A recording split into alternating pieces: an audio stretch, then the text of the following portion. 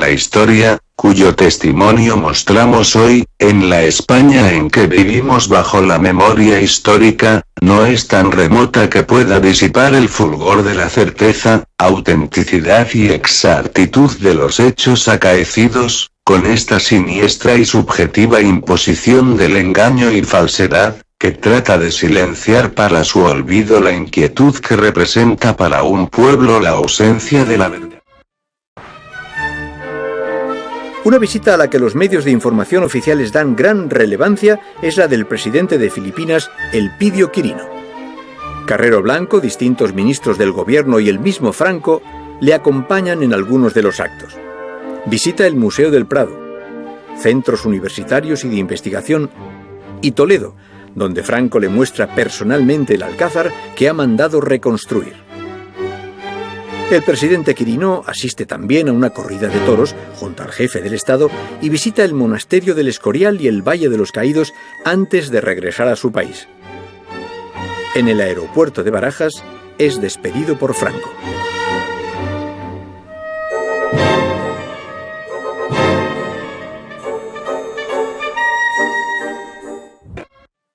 Carmen Sevilla, la estrella del cine y de la canción, cambia por unos minutos los escenarios y los platós de rodaje por la pista de circo. Demostrando un gran valor, Carmen se introduce en la jaula de las fieras en compañía de tigres y leones, y allí canta la bella con el coro de las bestias.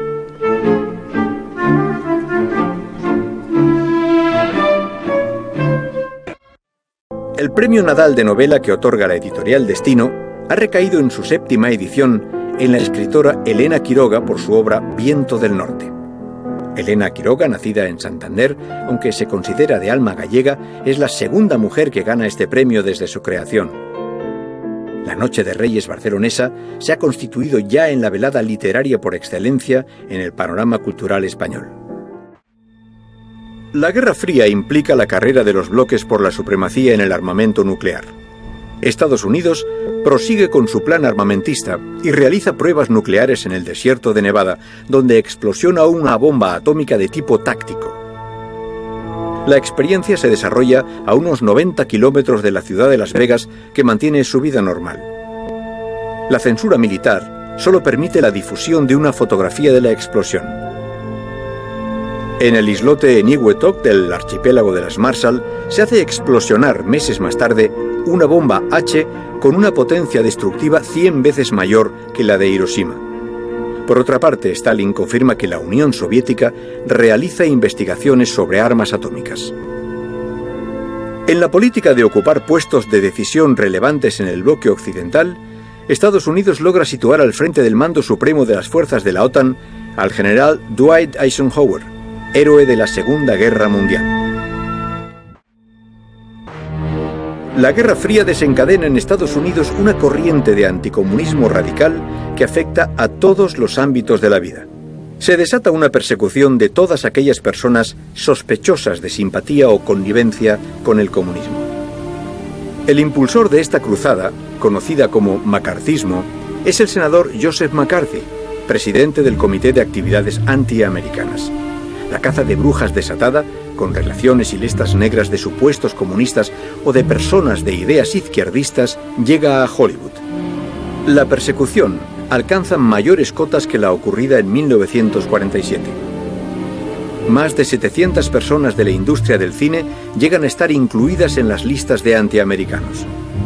En este ambiente de crispación, Julius y Ethel Rosenberg son acusados de espionaje a favor de la Unión Soviética y condenados a muerte con una polémica sentencia del Tribunal Federal de Nueva York. El 27 de febrero nace en el Palacio del Pardo la primera nieta del jefe del Estado, hija de los marqueses de Villaverde. Pocos días después recibe las aguas bautismales con los nombres de Carmen Esperanza Alejandra. El obispo de Madrid de Alcalá administra el Santo Sacramento. Se imponen a la neófita los nombres de María del Carmen por su madre y por su abuela materna, Esperanza por su abuela paterna, Alejandra por ser el santo del día en que nació, de la Santísima Trinidad por la arraigada y tradicional devoción que siempre se ha tenido en España hacia este misterio, y de todos los santos para que la protección a la nueva cristiana sea más amplia a lo largo de su vida por la intercesión de todos los bienaventurados del cielo. Un cortejo oriental en el que figuran los lanceros de la guardia anuncia en Teherán la boda del Shah de Persia con la princesa Soraya Esfandiari. La novia luce un modelo creado para ella por Christian Dior, en el que, sobre un fondo de lamé plateado, van prendidas 27.000 plumas blancas de avestruz y 6.000 diamantes y perlas engarzados. El ministro de Trabajo, José Antonio Girón de Velasco, hace entrega en el puerto de Málaga de 3 barcos pesqueros construidos en España con destino al Patronato Virgen de la Victoria.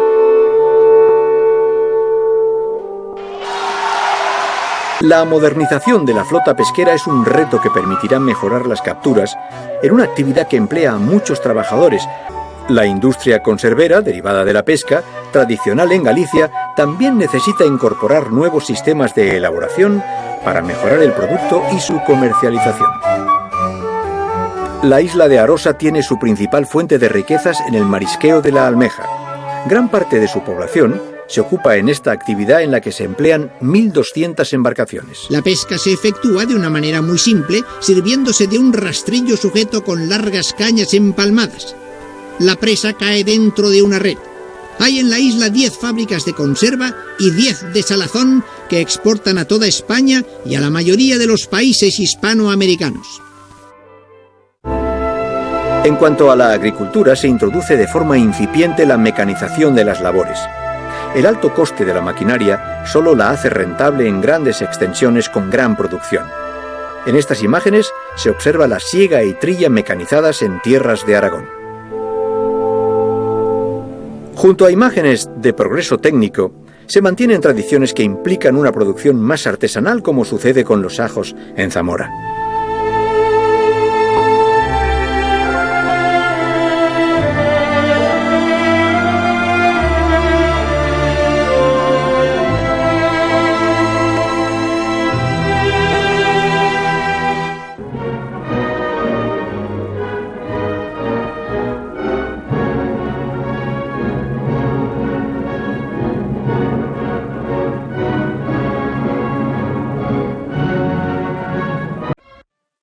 Dos militares que contribuyeron de forma importante en la victoria de Franco en la Guerra Civil fallecen en 1951.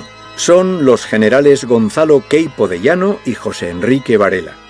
El general Queipo de Llano fallece en Sevilla, de donde fue capitán general y donde consiguió sus mayores éxitos durante la Guerra Civil.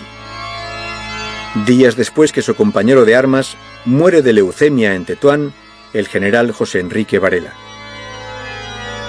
En la Guerra Civil tuvo un papel destacado en el asedio del Alcázar de Toledo, el ataque a Madrid y las batallas de Brunete y Teruel. Tras la guerra tuvo gran protagonismo político y fue ministro del Ejército entre 1939 y 1942. Posteriormente es nombrado alto comisario en el Protectorado de Marruecos. Sus restos mortales son trasladados a Cádiz.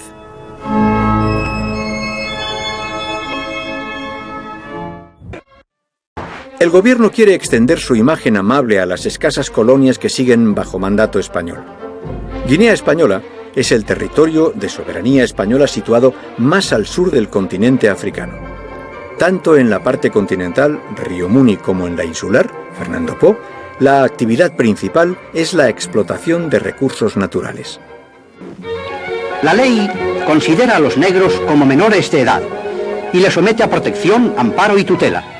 Las transacciones comerciales entre los tan blancos y los zut negros solo están permitidas en los mercados que, bajo la debida vigilancia y fiscalización, se efectúan en fechas y lugares fijos. Así, este de Allene, que se celebra los 19 de cada mes. Las plantaciones de café constituyen una de las mayores y mejores riquezas de la zona.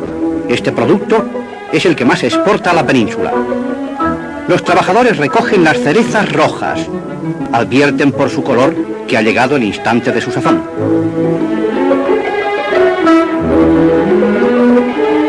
Después las depositan en los cestos y las trasladan a los sacos que servirán para su transporte y acarreo hacia los almacenes del beneficio.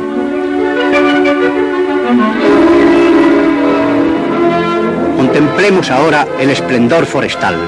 Los árboles se abaten y se sucede la caída de los mellados troncos. La explotación maderera se efectúa con nuevos equipos y excelente maquinaria. Es muy apreciada en la península y en el extranjero, a donde se envía en grandes cantidades con favorable repercusión para la economía nacional. Los tractores, expresión de la moderna técnica, contrastan con el panorama primitivo de la selva, a la que llegan como un adelanto de la civilización mecánica.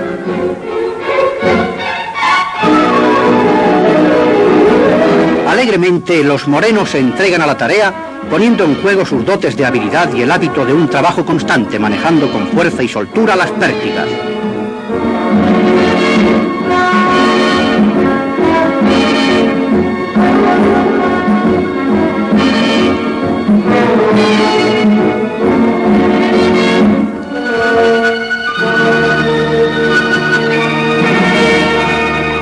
Así es el panorama de la vida y el trabajo de la Guinea española que hemos querido captar y reflejar en nuestro reportaje.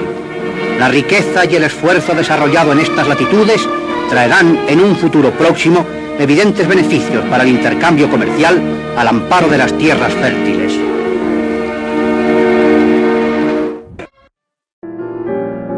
Durante la conferencia pronunciada en Madrid con el título Picasso y yo, Dalí hace gala de sus dotes histriónicas y su vocación de artista provocador y polémico.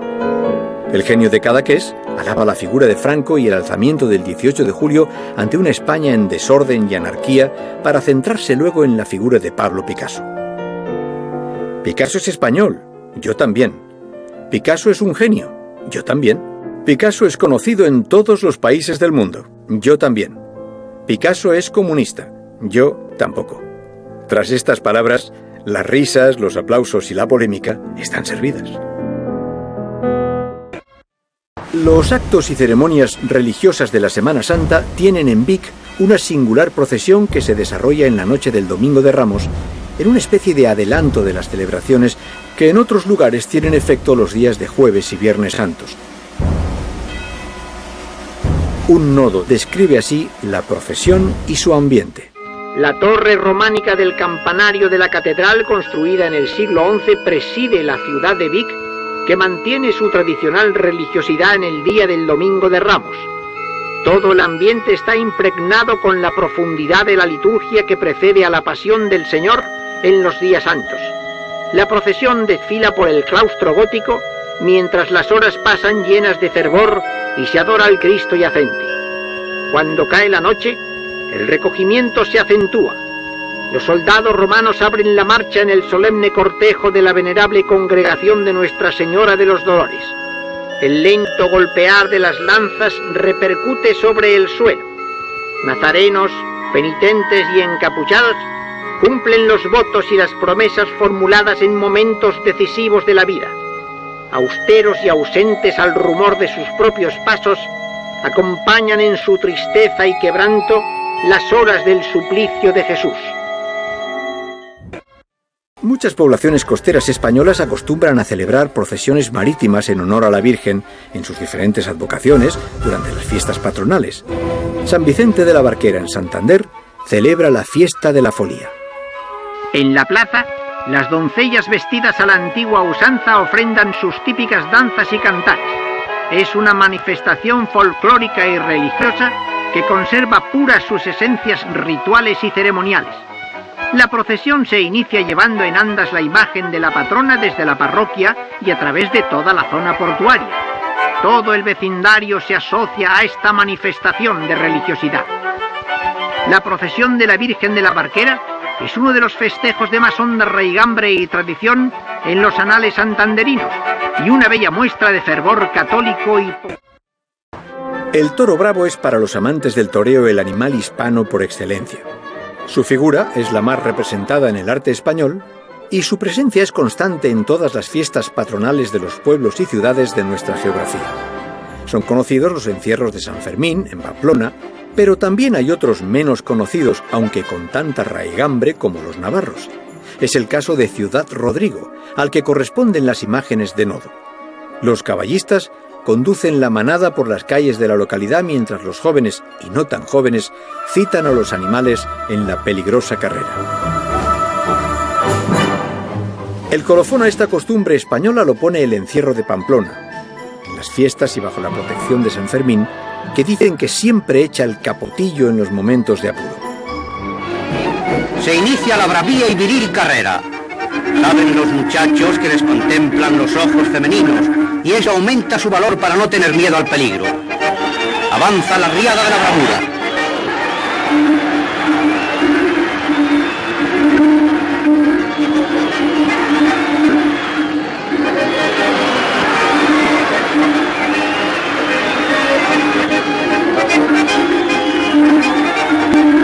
Han cruzado por los lugares más céntricos y la carrera terminará en la plaza con un universal suspiro de alivio.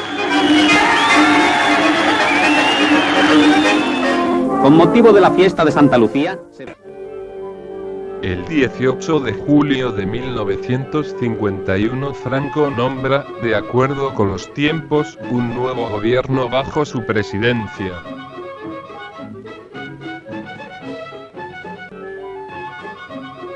El nuevo gabinete conjuga diversas ideologías con el fin de dar mayor estabilidad y bienestar común de todos los españoles.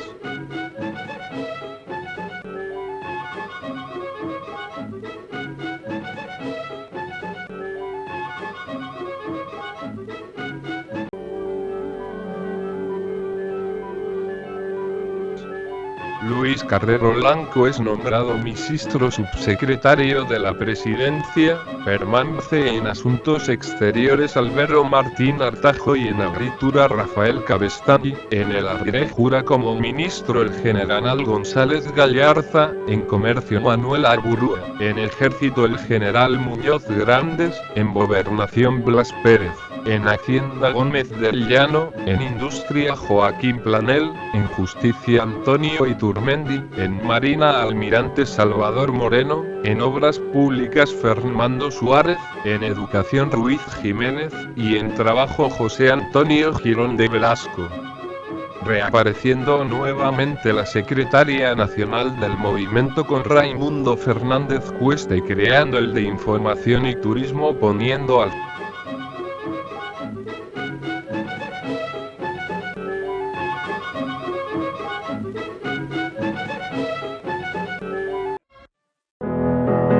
Nodo también nos presenta escenas de la vida cotidiana de dos autores de la generación del 98, Baroja y Azorín. Los dos vivieron una juventud rebelde y anarquista que fue desembocando en posturas conservadoras. Azorín como diputado del Partido Conservador y subsecretario de la Instrucción Pública. Baroja, siempre fiel a su propia definición de liberal radical, individualista y anarquista, integrado en las filas del radical Alejandro Lerroux.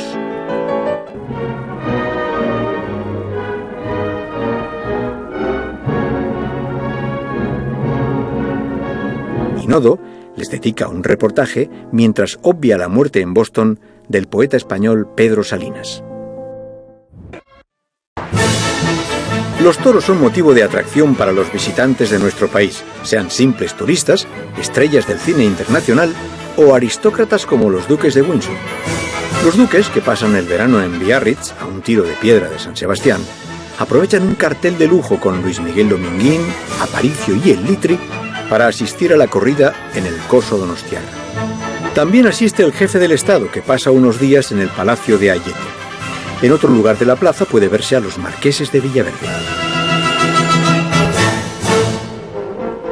Antes de llegar a la plaza de toros, los animales pasan una etapa de cría y selección que es la que permite conseguir los excepcionales ejemplares para la lidia. El vistoso trabajo en el campo y en el tentadero es fundamental para un buen resultado en la plaza.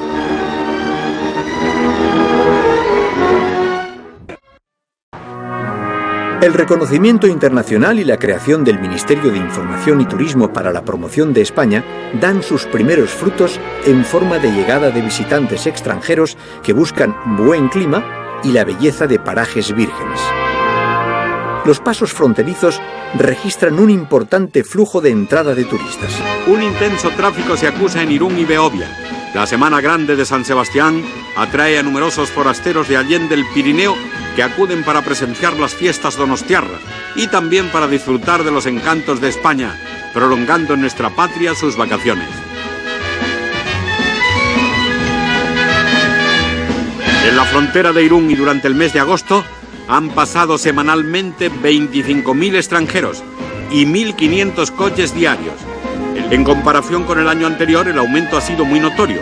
Los servicios de aduanas funcionan con la mayor normalidad y rapidez, y nuestros visitantes del otro lado de la frontera hallan las mayores facilidades y pueden comprobar cómo España hace honor a su clásica tradición de hidalguía y de hospitalidad.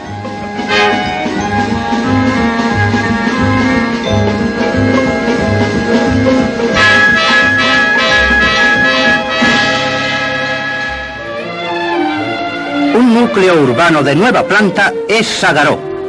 Se ha construido en uno de los más deliciosos emplazamientos de la Costa Brava. Armonía y belleza se conjugan aquí con serenidad y elegancia. La construcción de Sagaró se inició en el año 1923 y fue interrumpida durante el curso de nuestra guerra, pero acabada esta, la reconstrucción cobró un rápido ritmo que hoy es orgullo de la villa. En la playa, los mayores y los pequeños disfrutan el placer del aire, del sol y del agua. Son las estampas clásicas del estío, que se prolongan hasta después de concluida la estación veraniega. En la Plaza Real de Barcelona se descargan los barriles de cerveza para los bares de la zona y también para la final del segundo campeonato de bebedores de cerveza, en el que participan 10 clasificados en la fase previa. 4.000 personas observan a los participantes que tienen ante sí 5 litros de cerveza en vasos de diferentes tamaños. El vencedor será quien beba más cantidad en una hora. Y resulta ser Luis González, de tan solo 19 años, que llega a ingerir casi 7 litros y medio de cerveza.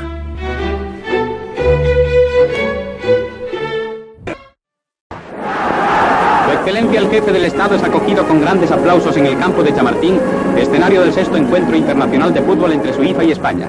80.000 espectadores se han congregado en el amplio recinto y ovacionan a los dos equipos al hacer su aparición en el terreno de juego. Avanza Muñoz sorteando adversarios. La jugada termina en córner que lanza Basola largo y bombeado. El guardameta suizo mide mal la salida y Parra en impetuosa entrada remata limpiamente de cabeza.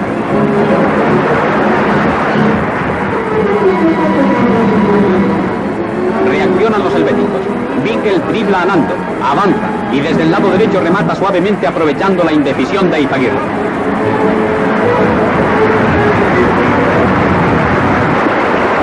Radio Nacional retransmite el encuentro. En el segundo tiempo domina España intensamente. Las rápidas y ágiles combinaciones de nuestra delantera siembran el desconcierto en la defensa suiza.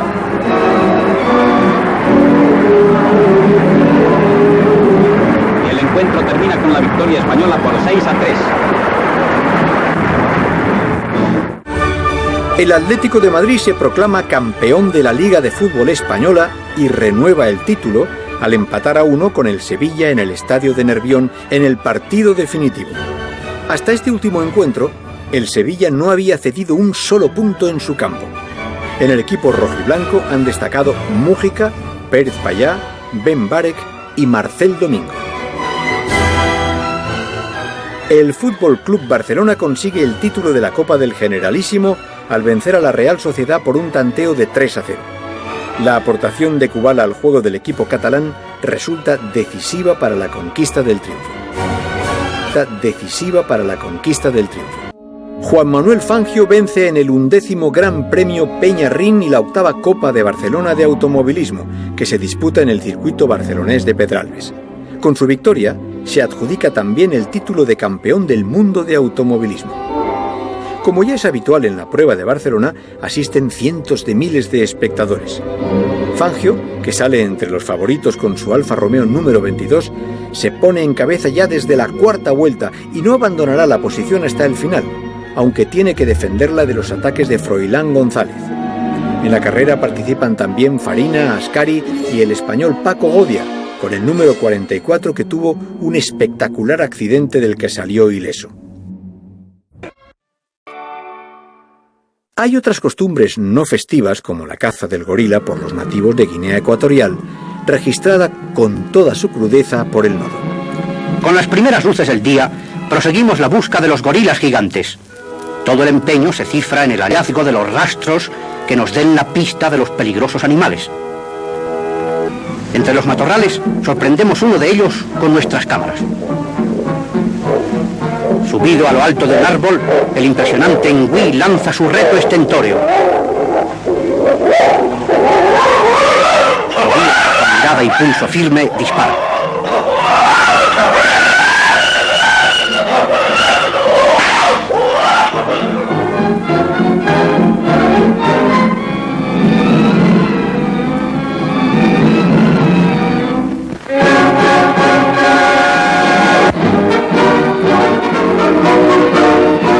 Después de cerciorarnos de que la fiera se halla inmóvil, podemos observar sus características. Es un hermoso ejemplar macho de unos 70 años. Tiene una altura de 1,68, una longitud de brazo de 1,25 y pesa 200 kilos. Ofrece todos los rasgos de la raza de Mebán, que es la predominante en la Guinea continental española. Los negros aprecian mucho la carne del gorila. Se la distribuirán en un festín en el que participarán todos los poblados del contorno. Entre las manifestaciones de distensión y acercamiento a España, es significativa la presencia de los buques de la Sexta Flota Norteamericana, destacada en el Mediterráneo, en los puertos españoles, concretamente en Palma de Mallorca y Barcelona, donde las tripulaciones y tropas pasarán períodos de descanso. El crucero Newport News, buque insignia del vicealmirante Valentine, y 4 destructores atracan en el puerto de Barcelona junto al cañonero Magallanes y el mirador Eolo de la Armada Española. La marinería, formada en cubierta, da el saludo de ordenanza. Tras las salutaciones oficiales de las autoridades al vicealmirante Valentine, los marinos americanos desembarcan y recorren los puntos más típicos de la ciudad. Desde el pueblo español, donde encuentran resumidos los principales rincones de todas las ciudades españolas, hasta la Plaza de Cataluña y el Tibidabo o la montaña de Montserrat. Los signos, los indicios de proximidad y deshielo en las relaciones internacionales no dejan de ser importantes, pero el espaldarazo para el régimen es el nombramiento y llegada a España de los embajadores de las democracias occidentales. La llegada por vía marítima a Cádiz del embajador de Estados Unidos, Stanton Griffiths, supone la culminación del proceso de reconocimiento del régimen de Franco. En sus declaraciones, el nuevo embajador dice, entre otras cosas, «Traigo mensajes de mucha amistad para España», y añade más adelante, «Voy a hacer todo cuanto esté a mi alcance para hacer más fuertes los lazos de comprensión, cultura y de comercio entre la gran madre patria de todas las Américas y su hija más fuerte». Ante tales intenciones declaradas y la importancia real de su presencia en España, la presentación de cartas credenciales del embajador Griffiths se cuida al máximo y se convierte en una ceremonia a la que la propaganda y los medios oficiales dan prioridad absoluta.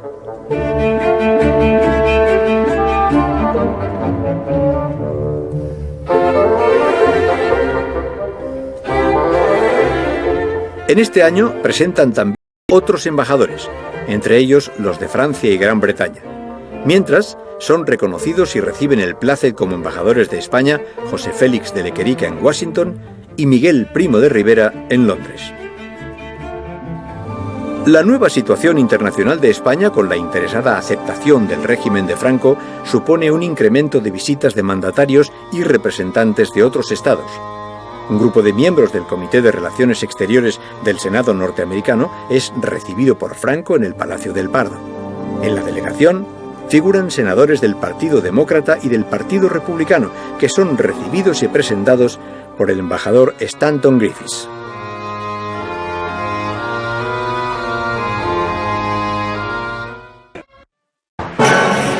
En el Salón del Automóvil de París triunfa un coche español, el Pegaso. Un vehículo fabricado en Barcelona que incorpora los últimos adelantos de la ingeniería automovilística y acabados de lujo. Son coches que combinan potentes motores con carrocerías deportivas de gran belleza. En los jardines del Palacio del Pardo se realiza una exhibición de 3 modelos ante el jefe del Estado. Es este el coche de turismo más rápido del mundo. Consume a 100 kilómetros por hora algo más de 11 litros de gasolina y a 140 unos 16 litros por 100 kilómetros. Las pruebas de los modelos resultan altamente satisfactorias tanto por la potencia que desarrollan como por la suavidad de los mandos. La seguridad del Pegaso permite tomar las curvas a más de 130 y llega en vía franca a desarrollar una velocidad de 240 kilómetros por hora. El 24 de septiembre, un incendio arrasa el monasterio gallego de Samos. De la milenaria abadía fundada en el siglo VI por el rey Fruela, solo se salva del fuego la iglesia conventual. El esplendor de siglos en los que el monasterio fue escuela de nobles, centro de saber y cantera de obispos y abades, queda convertido en ruina y paredes renegridas, pese a los denodados esfuerzos de todos cuantos participan en los trabajos de extinción. Tras el incendio, los monjes tratan de recuperar imágenes, objetos litúrgicos, códices e incunables. El abad Mitrado de Samos, ante las ruinas del monasterio, invita a los monjes a que depositen su confianza en Dios. Después, les bendice y ruega al Señor que pronto les reúna a todos otra vez bajo los muros milenarios en cumplimiento de la misión que les fue confiada por la Iglesia.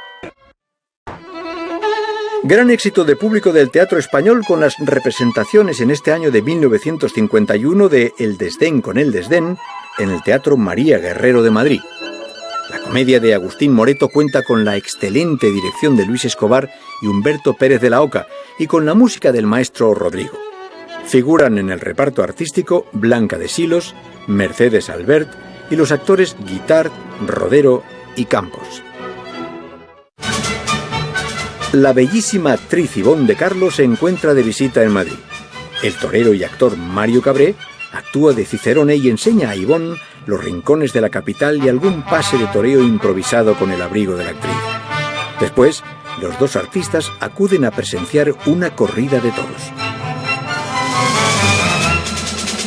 Otra estrella del cine visita Madrid y acaba también en los toros. El hombre que se hizo famoso por una bofetada, el actor norteamericano de origen canadiense Glenn Ford, se encuentra en Madrid en plena feria de San Isidro. Acompañado por sus productores, acudió invitado a los toros. En la plaza ocupa una barrera para verlos de cerca y al finalizar la fiesta confiesa: «Nunca he pasado un rato mejor y peor a la vez en mi vida». Mientras los actores extranjeros nos visitan, el cine español también hace sus escarceos en un género del más puro sabor americano.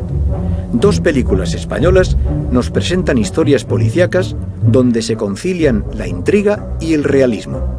Brigada Criminal de Ignacio Iquino y Apartado de Correos 1001 de Julio Salvador.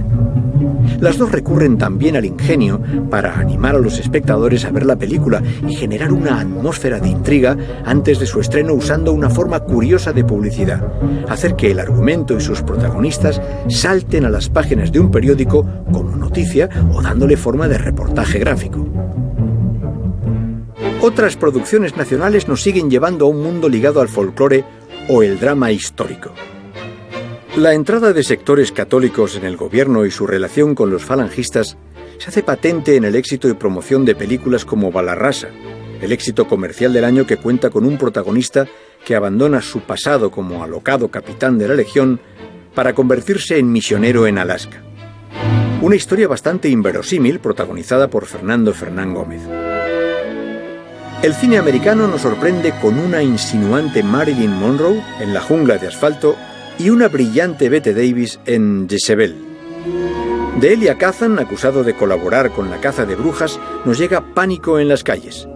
Entre cine negro, crítica social y dramas pasionales, aparece una visión sonriente de la vida de la mano de un clásico como Mujercitas o una comedia musical de alto presupuesto como Un día en Nueva York. Nos llega un soplo de exotismo en el cine español, Una cubana en España. Cabe destacar el gran duelo de voces, ritmos y caderas que protagonizan las intérpretes principales de la original película. A ver tú, Calavera, arráncate por aquí.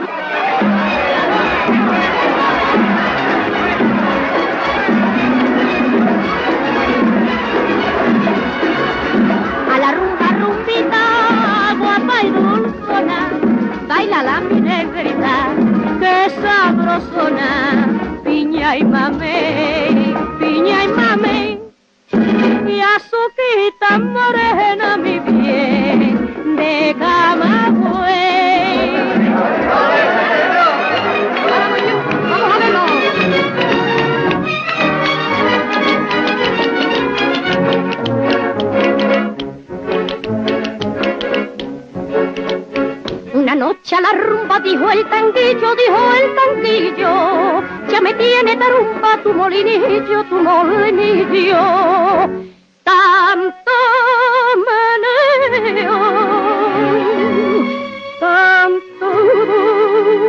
meneo, con la gloria mi pared que da un mareo,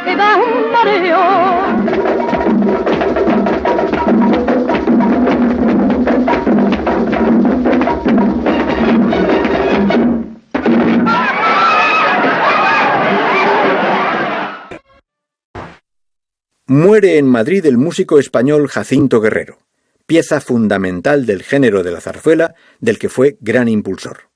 Madrid rinde conmovido tributo a la memoria del popular maestro Guerrero y una inmensa multitud se agolpa a las puertas del Teatro Coliseum cuando se organiza la comitiva del entierro. La comitiva hace un alto en el Teatro de la Zarzuela, donde la Banda Municipal de Madrid interpreta una selección de Los Gavilanes en medio de un silencio impresionante. El autor de la Alsaciana y de la Montería y de tantas otras partituras españolísimas, llenas de gracia y de garbo, recibe así el conmovido adiós que le da el pueblo madrileño. Durante todo el año se suceden las ofensivas y contraofensivas en la Guerra de Corea, primer enfrentamiento bélico entre el bloque occidental y el comunista. Las fuerzas de la ONU, encabezadas por el ejército estadounidense, defienden los intereses de Corea del Sur, mientras las chino-coreanas lo hacen a favor de Corea del Norte. Las batallas se libran por el dominio del paralelo 38, teórica línea divisoria de las dos Coreas. El comandante de las fuerzas de la ONU, general Douglas MacArthur, pretende invadir China para forzar un armisticio. El presidente Truman, que no desea un conflicto abierto con China, ante la insistencia del general en su plan de invasión, opta por destituirle del mando y le reemplaza por el general Matthew Ridgway. Mientras el general MacArthur es recibido en su país como un héroe de guerra, con manifestaciones multitudinarias por las calles, los enfrentamientos continúan hasta el mes de julio, en que se celebra la conferencia de Kaesong, un encuentro de las fuerzas contendientes en el que se fija el calendario y el orden del día para futuras conversaciones. Las negociaciones se reemprenden en octubre en Panmunjom y se llega a un acuerdo entre China, Corea del Norte y la ONU que fija la línea de demarcación entre las tropas en el paralelo 38, aunque las conversaciones de paz no finalizan en este año. En Europa, la crisis económica devuelve al poder a sus 77 años a Winston Churchill. Después de 6 años, el Partido Conservador gana las elecciones y conquista 320 escaños. También en Gran Bretaña se han descubierto casos de espionaje a favor del bloque comunista. Los diplomáticos Burgess y Maclean huyen a la Unión Soviética antes de ser detenidos.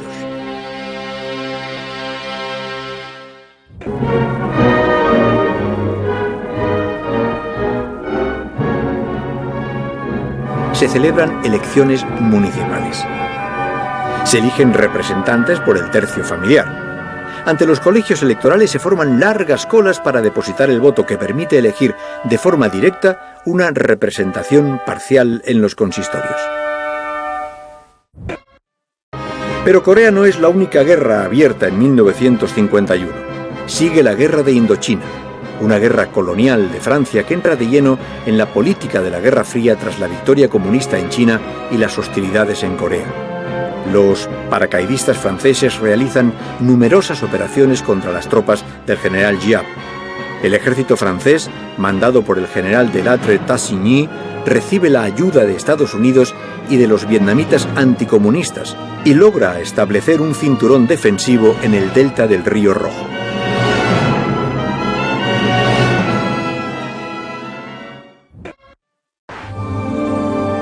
El ambiente de Guerra Fría y anticomunismo favorece a Franco y se produce un cierto deshielo respecto al aislamiento del régimen por parte de la comunidad internacional.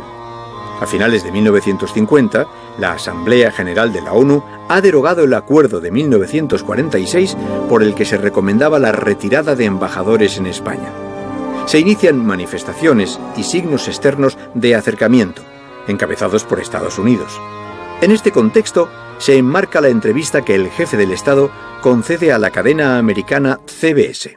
Yo comprendo que es difícil para algunos sectores del pueblo americano, por las características en que se desenvuelve su vida y su sentido democrático, comprender los sucesos políticos que pasan bajo otros meridianos.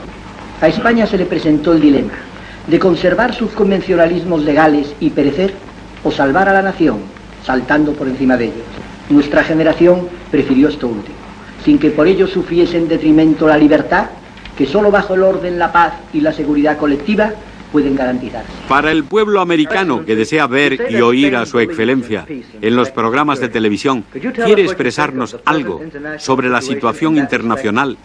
Si reconocemos que sobre muchas partes del mundo se cierne la amenaza y ya en muchos lugares la guerra es efectiva, no puede comprenderse el espectáculo de desunión, de desgana, de egoísmos, debilidad y falta de fortaleza interna de que están dando muestras tantos países. Cuando si saneasen su solar y con buena fe y lealtad uniesen sus medios en una política común frente a la agresión, le sobrarían demografía y potencia para sentirse seguros y alejar los peligros de lo que tanto se teme. Un gran temporal se abate sobre la capital de Guipúzcoa. San Sebastián y concretamente el barrio de Gros sufren las consecuencias de los embates del mar. El temporal reinante en las costas cantábricas aviva la marejada que castiga furiosamente los malecones de San Sebastián. Olas encrespadas barren los paseos marítimos, producen grandes brechas en muros y derriban cuanto se opone a su ímpetu avasallador. En el Cursal y en las cercanías del Club Náutico, el mar arrancó trozos de pretil de 20 a 25 metros. Muchos curiosos espectadores que acuden a contemplar el imponente espectáculo huyen ante la amenaza de un remojón. También en la barandilla de la Concha se registraron serios desperfectos.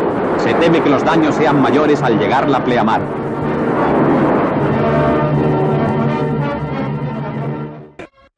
La Sierra del Segura, en la provincia de Jaén, se halla totalmente cubierta de nieve y se encuentran incomunicados durante varias semanas los pueblos de Pontones y Santiago de la Espada. El gobernador civil de Jaén y otras autoridades inspeccionan y dirigen los trabajos que se realizan para abrir paso a la expedición de socorro organizada por la Comisión de Abastecimientos y Transportes y que intenta romper el cerco que coloca a los citados pueblos en grave situación. Son ya 50 días los que Pontones y Santiago de la Espada llevan bloqueados. 6 días y 6 noches se tardaron en llegar al pueblo de Pontones, donde nace el río Segura.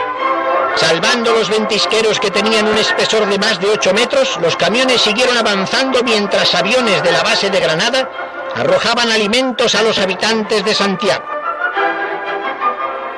De esta forma, el día 15 de febrero el convoy entró en el pueblo de Santiago de la Espada, que sin esta ayuda hubiera llegado a una situación extremadamente grave.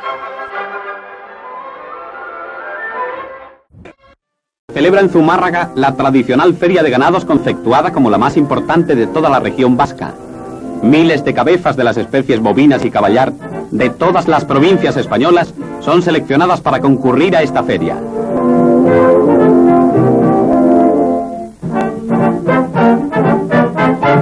Se inician los tratos y los presuntos compradores comprueban la edad y principales características de los animales. Entre una animación extraordinaria, se desenvuelven todas las operaciones propias de estos mercados, donde se pone de relieve el progresivo auge de la ganadería española.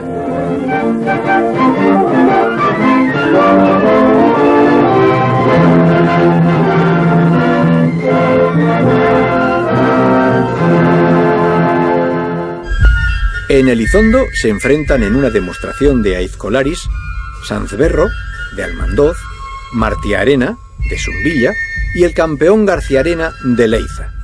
Los 3 rivales son navarros. Garciarena debe cortar 9 troncos, 5 de 45 pulgadas y 4 de 54. Sus contrincantes cortarán otros 9 troncos entre los dos.